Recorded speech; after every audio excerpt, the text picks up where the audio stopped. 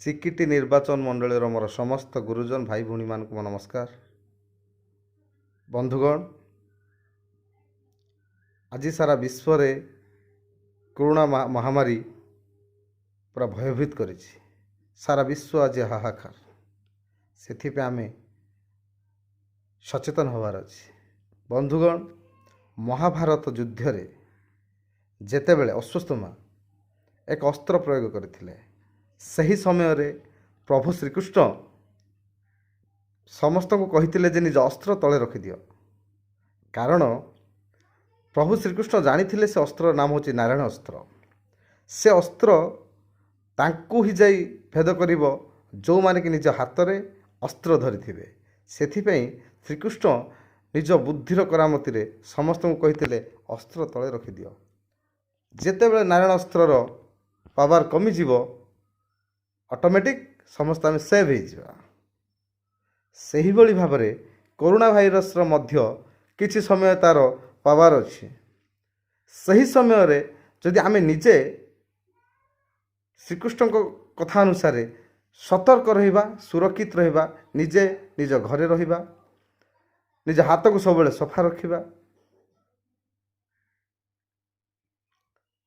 ସମଦୂରତା maintain କରିବା, ଘରୁ ନ ବାହାରିବା, ଜରୁରୀରୁ ଜରୁରୀ ଅତି ଜରୁରୀ କାମ ଥିଲେ ଯାଇ ଘରୁ ବାହାରିବା, ଏବଂ ଗଭର୍ଣ୍ଣମେଣ୍ଟ ଯାହା କହୁଛି ତାହା ଶୁଣିବା ଏବଂ ପାଳନ କରିବା। ସେତେବେଳେ ଯାଇ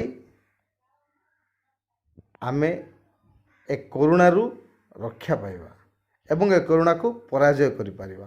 ସେଥିପାଇଁ ମୋର ସମସ୍ତ ଭାଇ ଭଉଣୀମାନଙ୍କୁ ମୁଁ ଅନୁରୋଧ କରୁଛି, ଗଭର୍ଣ୍ଣମେଣ୍ଟର ନିୟମ ଅନୁସାରେ ରହିବା। ନିଜେ ସୁରକ୍ଷିତ ରହିଲେ ଯେ ଅନ୍ୟକୁ ଆମେ ସୁରକ୍ଷିତ ରଖିପାରିବା। ଯଦି ଆମେ କିଏ କହୁଛି ତ ଆମେ ବାହାରେ ବୁଲିଲେ କ'ଣ ହେବ, କିଛି ହେବାର ନାହିଁ, ଆମେ ବାହାରେ ବୁଲିବୁ, ଆମେ ଖେଳିବୁ, ଏଇ ଚିନ୍ତାଧାରା ମୁଣ୍ଡରୁ କାଢ଼ିକି ନିଜର ଶରୀରର ଯେଉଁ ଗର୍ବଟାକୁ ବାହାର କରିଦେବା, ନିଜେ କେମିତି ସୁରକ୍ଷିତ ରହିବା। ଯେମିତି ନାରାୟଣ ଅସ୍ତ୍ର କଥା ଚିନ୍ତା କରନ୍ତୁ, ସେହିଭଳି ଭାବରେ ଆମେ ଯଦି ନିଜେ ସୁରକ୍ଷିତ ରହିବା, ନିଜେ ସଚେତନ ରହିବା, ଅନ୍ୟକୁ ସଚେତନ କରିପାରିବା। ସେଥିପାଇଁ ମୋର ସମସ୍ତ ଗୁରୁଜନ ଭାଇ ଭଉଣୀ, ଛୋଟ ବଡ଼ ଭାଇମାନଙ୍କୁ ଅନୁରୋଧ କରୁଛି, ହାତ ଯୋଡ଼ି ଅନୁରୋଧ କରୁଛି, କିଛି ସମୟ ଯଦି ଆମେ ସଚେତନ ରହିଯିବା, ଆମ ପରିବାର ଖୁସିରେ ରହିବ, ଆମେ ବି ଖୁସିରେ ରହିବା। ନମସ୍କାର, ଧନ୍ୟବାଦ। ବନ୍ଦେ ଉତ୍କଳ ଜନନୀ।